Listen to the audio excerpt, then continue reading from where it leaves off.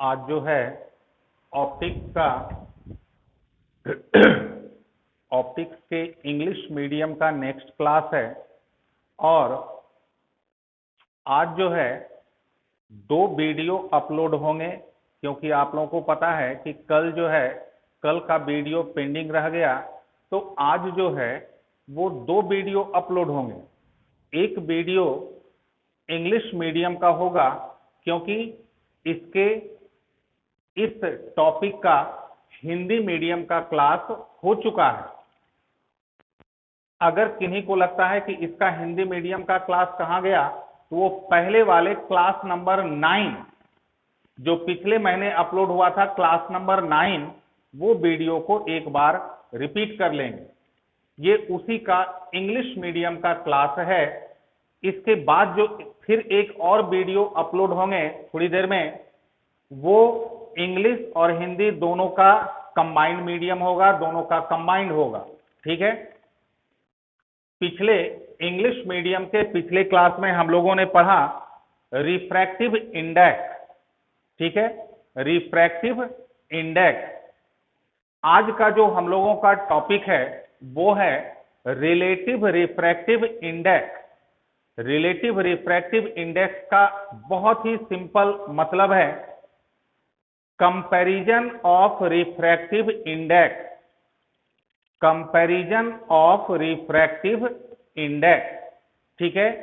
अगर हम लोग 2 मीडियम की बात करें, 2 मीडियम, ये एक मीडियम, सपोज ये एक मीडियम है और ये दूसरा मीडियम है, 2 मीडियम की बात करें। जब हम लोग इसके रिफ्रैक्टिव इंडेक्स को, ठीक है, जब हम लोग इसके रिफ्रैक्टिव इंडेक्स को इससे कंपेयर करेंगे तो वो कहलाएगा रिलेटिव रिफ्रैक्टिव इंडेक्स, या इसके रिफ्रैक्टिव इंडेक्स को जब इससे कंपेयर करेंगे वो कहलाएगा इसका रिलेटिव रिफ्रैक्टिव इंडेक्स।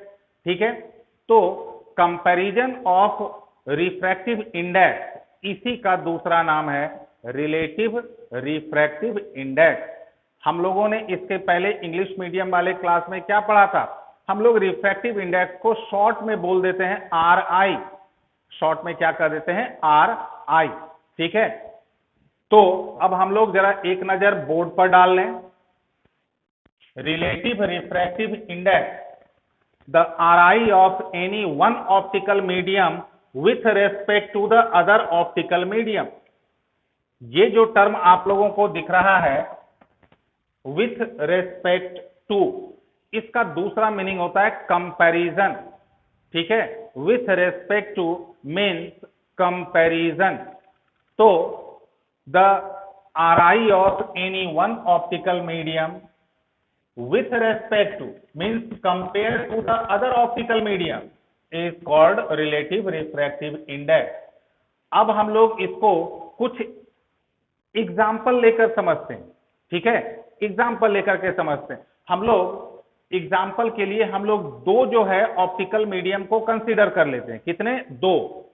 समझने के लिए कुछ ना कुछ एक सिंबल देना होता है, तो हम लोग दोनों ऑप्टिकल मीडियम को सिंबल दे देते हैं। एक को हम लोग सिंबल दे देते हैं A और दूसरा को सिंबल दे देते हैं B।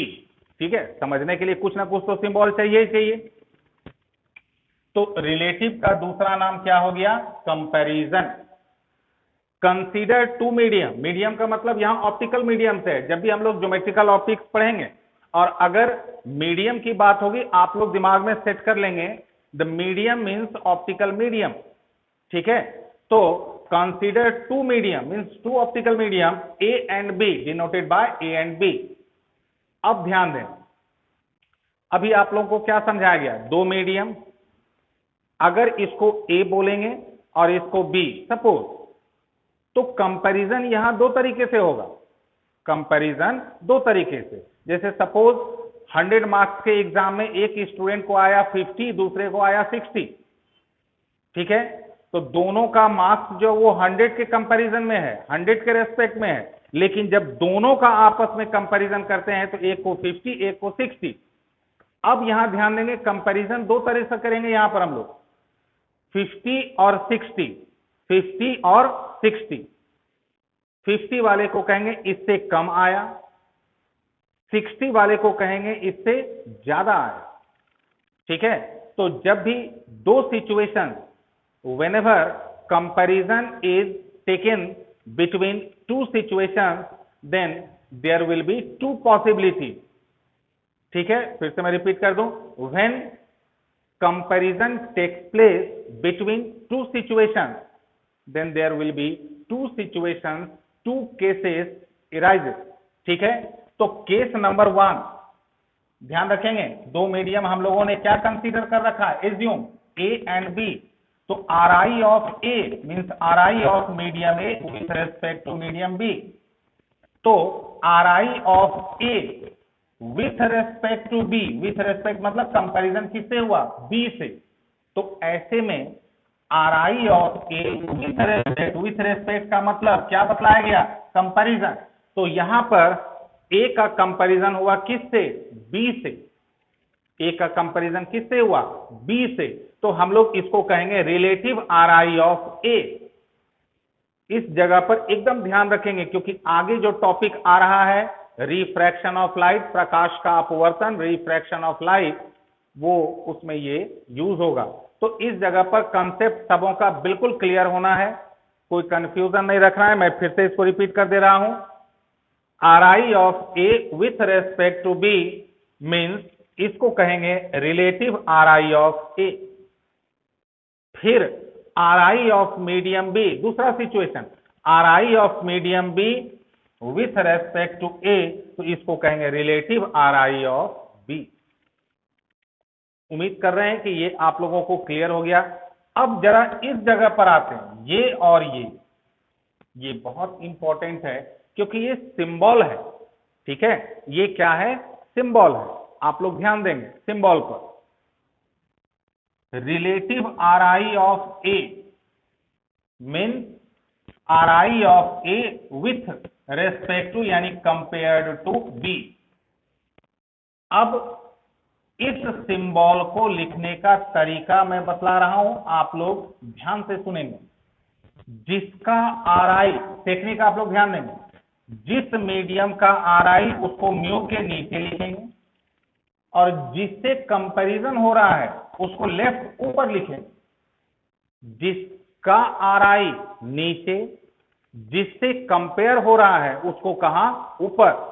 तो आर आई ऑफ बी, तो म्यू के नीचे बी, किससे कंपैरिजन हो रहा है, ए, तो ऊपर क्या लिखेंगे, ए। ये हो गया लिखने का तरीका। फिर से मैं फटाफट रिपीट कर दूं, जिसका आर आई वो नीचे, और जिससे कंपैरिजन होगा उसको हम लोग कहां लिखेंगे, ऊपर।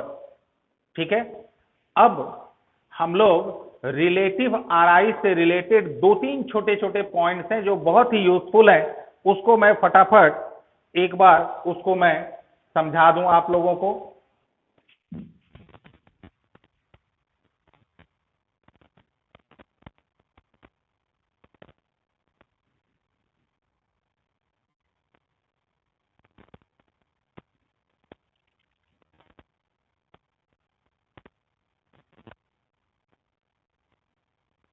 अगर आप लोगों को कोई चीज नोट करना हो, ठीक है, तो उसको कहीं पर भी वीडियो को पॉज करके नोट कर लेंगे, वीडियो रोक करके नोट कर लेंगे।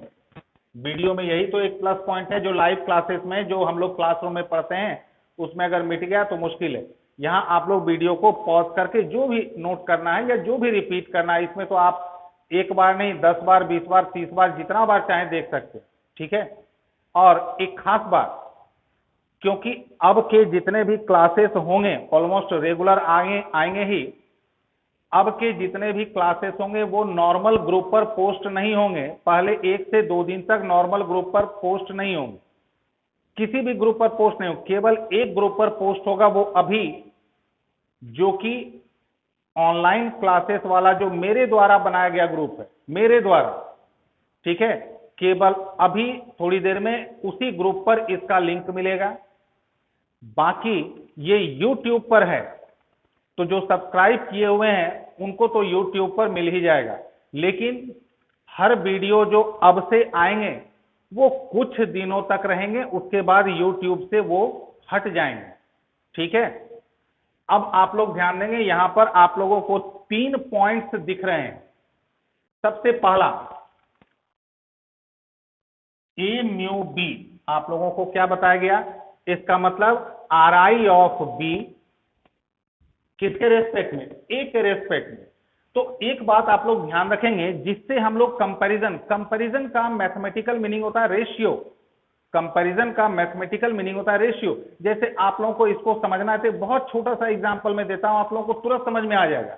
जैसे मान लेते हैं 100 मार्क्स के एग्जाम में एक स्टूडेंट को आया 60, 100 मार्क्स के एग्जाम में एक स्टूडेंट ने ऑब्टेन किया 60, हम लोग उसका जो रिजल्ट देते हैं 60/100, ठीक है, 60/100। इसको क्यों लिखते हैं, because the marks obtained by the student is 60 with compared to 100 out of 100, मतलब ये जो 60 है ये कितने में, 100 में। तो जिससे कंपैरिजन का मतलब होता है मैथमेटिकल मीनिंग होता है ratio. The mathematical meaning of comparison is ratio and ratio means division, ratio means division, ठीक है। तो जिससे कंपेयर होता है उसको हम लोग हमेशा रेशियो में नीचे लिखते हैं।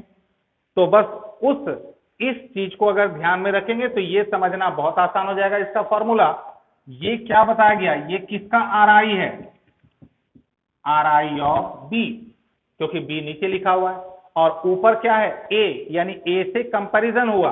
तो ए से जब कंपैरिजन हुआ तो इसका जो फॉर्मूला हम लोग लिखेंगे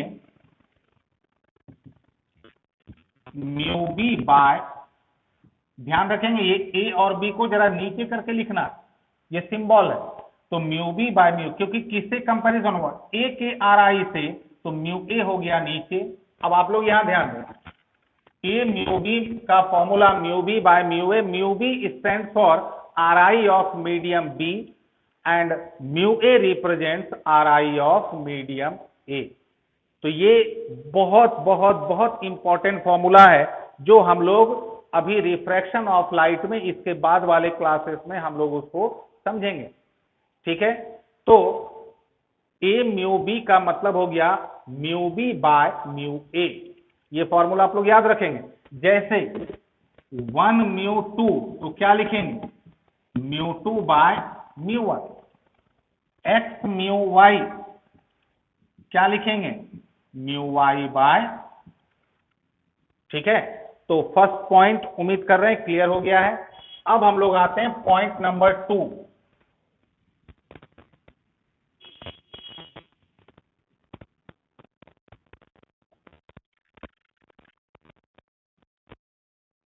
पॉइंट नंबर 2 ध्यान देंगे। पॉइंट नंबर 2 में आप लोगों को एक फॉर्मूला दिख रहा है कि A mu B into B mu A, यानी ए म्यू बी इंटू, ठीक इसी को पलट दें, बी म्यू ए इस तरह का रहे कि ए म्यू बी और इंटू अगर रहे इसका जो है ठीक अलग अलग पोजीशन को चेंज कर दें तो दोनों का प्रोडक्ट होगा 1। कैसे दिख रहा है आप लोग, एलएचएस में ए म्यू बी का formula mu B by mu A, तो उस हिसाब से बी म्यू ए का फॉर्मूला क्या हो जाएगा, mu A by mu B, ये कैंसिल, ये कैंसिल, तो कितना बचा 1। अब ध्यान देंगे पॉइंट नंबर 2 का बेनिफिट हम लोग कहां उठाएंगे, बेनिफिट कहां उठाएंगे आप लोग ध्यान देंगे। जैसे A mu B into B mu A, ये हो गया 1। तो यहां से हम लोग इसको बहुत ही इजी वे में ऐसे लिख सकते कि बी म्यू ए इसको उधर भेजेंगे तो 1 बाय ये हो जाए। अब ध्यान देंगे इसको हम लोग कैसे दिमाग में कैसे सेट करेंगे, ध्यान दीजिएगा आप लोग कि अगर इन दोनों का जगह अगर पोजीशन को इंटरचेंज करना हो, पोजीशन इंटरचेंज करना हो तो 1 बाय कर देंगे। जैसे अगर 1 म्यू 2 है और हमको लिखना है इसको इंटरचेंज करना है तो इसको हम लोग लिख देंगे 1 बाय, ठीक है। पॉइंट नंबर 3, ए म्यू बी, कहां लास्ट हुआ, यहां बी, फिर यहां इंटू बी म्यू सी, तो यहां नीचे बी यहां ऊपर बी दोनों हट जाता है बच गया ऊपर ए नीचे सी, यानी ए म्यू सी। ये सब फॉर्मूला को याद रखने का टेक्निक होता है, ठीक है, फॉर्मूला को याद रखने का ये क्या है, टेक्निक। लेकिन सवाल है कैसे, तो सामने आप लोगों के यहां पर दिख ही रहा है इसका प्रूफ। एलएचएस में ए म्यू बी को क्या लिखेंगे, mu B by mu A. B mu C को क्या लिखेंगे, mu C by mu B. ठीक है, अब देखिए ये दोनों कैंसिल हो गया, क्या बचा, mu C by mu A, and mu C by mu A means A mu C. ठीक है, तो इस पॉइंट को, तीनों पॉइंट को आप लोग दिमाग में सेट रखेंगे। इन तीनों पॉइंट को अगर दिमाग में सेट रखेंगे तो ज्योमेट्रिकल ऑप्टिक्स को पढ़ने में बहुत सहूलियत मिलेगी। खास तौर पर basic properties of refraction of light को समझने में बहुत आसानी होगी। इसके बाद का जो, ये तो एक छोटा सा क्लास था जिसका हिंदी मीडियम जो है वो क्लास नंबर 9 है। ठीक है, जो हिंदी मीडियम के स्टूडेंट अगर इस वीडियो को देख रहे हैं और उनको लग रहा है कि पता नहीं हिंदी मीडियम का कहां गया, वो पिछले महीने जो क्लास नंबर 9 अपलोड हुआ था यूट्यूब पर, उसको रिपीट कर लेंगे। ठीक है, और एक बहुत ही जरूरी बात जो कि मैंने मैसेज भी किया था, हम लोग आप लोगों के लिए दिन रात लगे हुए हैं कि कैसे आप लोगों तक सही तरीके से ऑनलाइन प्लेटफॉर्म के थ्रू सही तरीके से कैसे क्लास को हम लोग पहुंचा सके। हम लोगों ने बहुत तरह से एक्सपेरिमेंट किया, कुछ को किया भी जा रहा है, सक्सेसफुल नहीं हो रहा है। नेटवर्क कनेक्टिविटी कहीं गड़बड़ है, कहीं डाटा अपलोडिंग, कहीं डाउनलिंकिंग का प्रॉब्लम है, तो बहुत तरह के टेक्निकल इश्यूज हो रहे हैं। ठीक है, आप लोग धैर्य बनाए रखेंगे। जिनका भी ऑनलाइन पेमेंट होता है मैं उसको तुरंत ऑनलाइन क्लास वाले व्हाट्सएप ग्रुप में ऐड कर देता हूं। ठीक है, ताकि उन तक वीडियो जिस दिन अपलोड हो उन तक वीडियो पहुंच जाए। दूसरा जरिया है कि आप लोग चैनल को अगर सब्सक्राइब कर लेंगे, ठीक है, तो वो नोटिफिकेशन के थ्रू आप लोगों तक पहुंच जाएगा। और उम्मीद है आने वाले एक सप्ताह यानी आने वाले 7 से 8 दिन हम लोग और भी दूसरे तीसरे प्लेटफॉर्म पर काम कर रहे हैं, तो उम्मीद है किसी न किसी प्लेटफॉर्म पर हम लोग सक्सेस हो जाएंगे। और इस कठिन समय में ये जो अभी हम लोगों के लिए, सबके लिए जो एक टफ पीरियड, जिसको हम लोग कहते हैं ना टफ पीरियड, ये तो आप लोग भी समझ रहे होंगे, कोई नई बात नहीं है। पिछले 3-4 महीने से जो ये टफ सिचुएशन, टफ पीरियड चल रहा है, थोड़ा आप लोग भी पेशेंस बनाए रखेंगे। हम लोग आप लोगों के लिए लगातार काम कर रहे हैं। ऐसा आप लोग नहीं सोचेंगे कि अगर आप लोगों का फोन कॉल रिसीव नहीं हो रहा है, मैसेजेस का रेस्पॉन्स नहीं मिल रहा है, तो ऐसा आप लोग नहीं समझेंगे कि सर लोग निश्चिंत हो गए।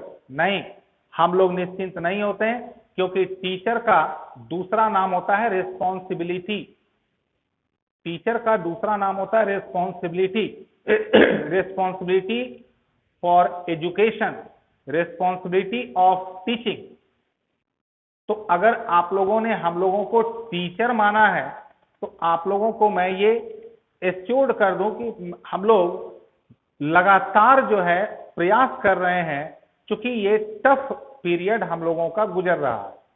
ठीक है, अब इसके बाद का जो भी क्लासेस आएंगे, और उम्मीद है प्रतिदिन आएंगे, जो भी क्लासेस आएंगे वो दोनों मीडियम का कंबाइंड होगा।